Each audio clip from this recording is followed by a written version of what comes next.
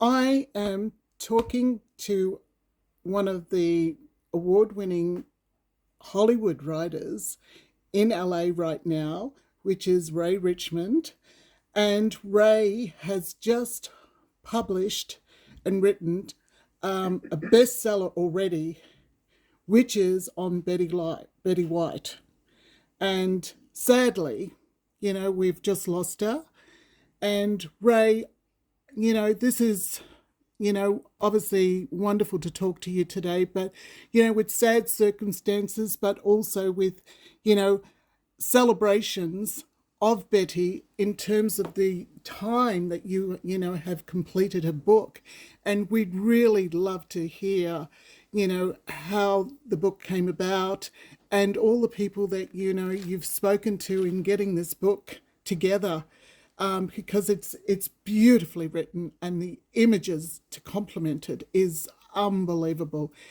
So congratulations first up on such a beautiful book.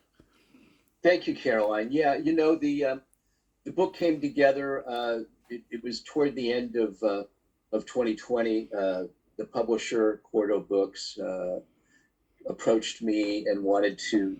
They knew that Betty was going to be turning 99 on January 17th of 2021, and wanted to figure out a way to honor her leading up to her 100th birthday. And so they came up with the idea of 100 great moments or events in her life, and approached me because I've done a decent number of celebrity biographies and covered a lot of television, and especially older stars. And I absolutely said yes and was honored to do it. It was an unauthorized biography, so not necessarily done with the cooperation of Betty's people, but it was certainly not an unfriendly thing. They didn't try to stop us or anything from doing the book. And in fact, I got the great cooperation from people that she had worked with on Hot in Cleveland, on the Golden Girls, even a few people from her years long ago in the 70s on Mary Tyler Moore's show. Wonderful cooperation, and to a person, everyone adores her. Yeah. You could, which is sounds ridiculous. Well, of course, everyone adores her. She's Betty White, but in my experience, there's always a downside to stars. They acted like a jerk with a certain person. They they were difficult. They have some skeletons in their closet. There's always an issue with them in some way, but Yeah. not with Betty. I mean, she literally is as pristine as she appears, and as wonderful as we would have wanted her to be as a star, and as a human being. And it was an honor to have my name on a book Yeah. bearing her name. And I felt like uh, she was going to make it to 100. That just seemed like a given. Well, of course, Betty White can't die, certainly not so close to 100. But she left us on New Year's Eve, and Yeah. which was again kind of a little bit of a of a Betty almost setup for us. She set it up so we would be toasting her with champagne uh, at the end of that day that she passed, and which was kind of wonderful. The outpouring, I've never seen an outpouring for a stars leaving us, or anybody on the public stage, like the outpouring for her, which says it all. I mean, I've so many people have reached out to me with condolences and reached out just saying Yes. she just didn't live long enough. I wasn't ready for this. And it's like, I you weren't know ready for a 99-year-old woman to die. there's a lot of That's denial out that there. says it all. Yeah. Yeah, it does. I was just saying there's a lot of denial um, about Betty at the moment. They just don't want her to be gone. But, as you said, yeah, she died peacefully. And what a way to, beautifully go. That's Yes, it seemed as if she went to bed the night of December 30th and just didn't wake up the morning of December 31st. And that is as wonderful passing as any of us could hope for. And that shows that, God was looking out for her, if one believes in that sort of thing. Yeah.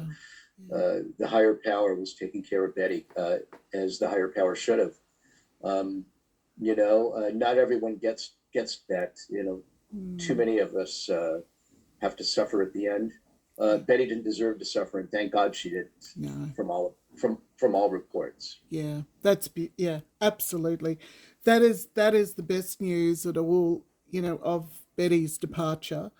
Um, but I'm sure you spoke to so many people, and Carol Burnett and Anne Weatherberg, and obviously you had a beautiful entry from Gavin MacLeod with this I book. was very fortunate to be able to speak with Gavin Yeah, before when he was you. still lucid and healthy. Yeah. Because a few months later, he grew ill very quickly and passed away in May of Yes. last year. Another sad. And he just could not have been more sweeter and more forthcoming and more praising of Betty. Mm, That's the thing, is everyone would drop. I found everyone would drop everything to talk about her and speak well of her. yeah. Not There wasn't a single person who had anything negative to say about her, and I was incredibly grateful for the outpouring. Um, but and again, I kept thinking, well, I'm going to find somebody's going to say something. I mean, she ain't perfect. Somebody's got to have some kind of crap to say about her, you know. Somebody who she dissed in an interview, or you know, somebody. Nobody is at their best every day, and that's expected. But in fact, I had people saying, you know what, if I'll talk to you, but if it turns out that this is a hatchet job and you say anything negative about this woman, I'm going to hunt you down. I'm going to kill you. I'm going to get you, man. So don't think that you're going to get away with this. I'll talk Wow. to you, but this is all conditional. It's all conditional that you say nothing negative about it. And I'm Yeah. like, okay. Yeah. Yeah. Yeah. So I literally had threats of people saying that if they were associated with something even remotely negative about it, and you just don't get that with a star, talking about a star. Yeah. People always love to dig the dirt. They Yeah. always love to have the underneath. They always love to gossip and talk crap and smack about people. Yeah. Yeah. Not Betty.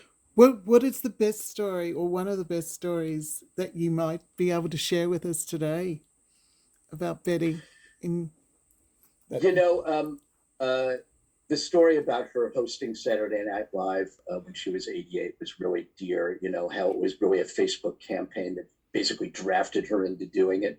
There were so many great stories about in the early days of TV in 1949 when she hosted a show called Hollywood on Television, where she would be on 5.5 hours a day, 6 days a week, which is just insane to even comprehend that you could do live television without a break for 5.5 hours a day, where she would like screw up the name of people in the advertisements she had to do on the go. The early days of television were just rife with experimentation and such, and it was like going to television college, she would tell you. And all the stories about, and what Betty wanted everybody to know is that her legacy, she hoped, would be about her association with animals and advocacy for animals, and contributions to and time Yes. spent with animal rights groups. And you know, I got so many great pictures of her with Gita the elephant and Coco the gorilla. And Have you got the book there? I'm weaving through my book right now because Yes, there's one please bring it up. great photo that I have to share Yeah. of Betty with Bam Bam, the grizzly bear. Yeah. There it is.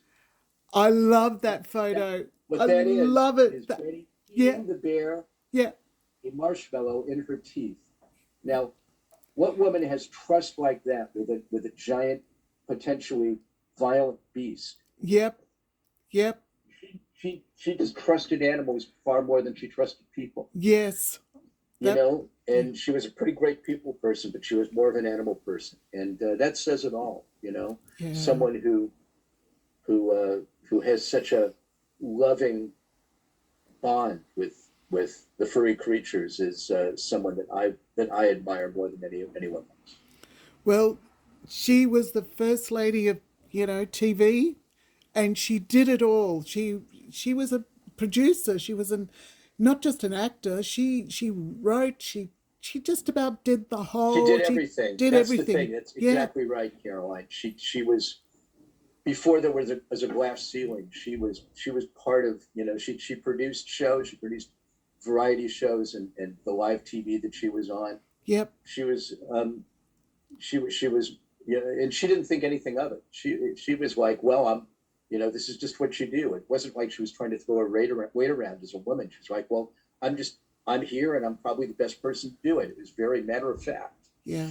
And when people talk about her being the first lady of television, she literally was the first in 1939. There's a story I tell in the book about Yeah, her in February of 39, 2 months after graduating high school, was part of experimental TV transmission yeah. from the sixth floor of a building down to the first floor, and to see if they could get the pictures and the sound down there, and it worked.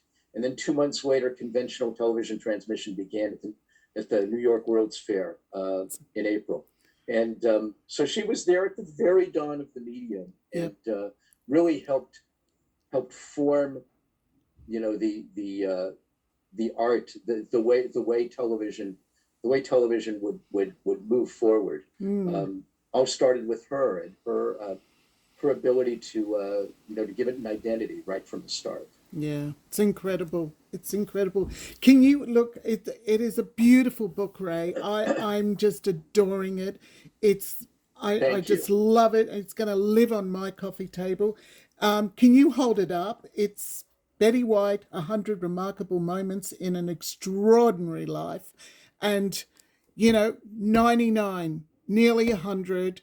This woman has, you know, just did it. She did it with grace and with everything in her bones and vitality.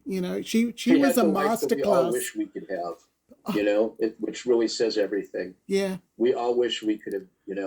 She just approached everything with such grace and flair and yeah, humility. And um, I know it sounds ridiculous, but she seemed to do everything perfectly. She would never have said that.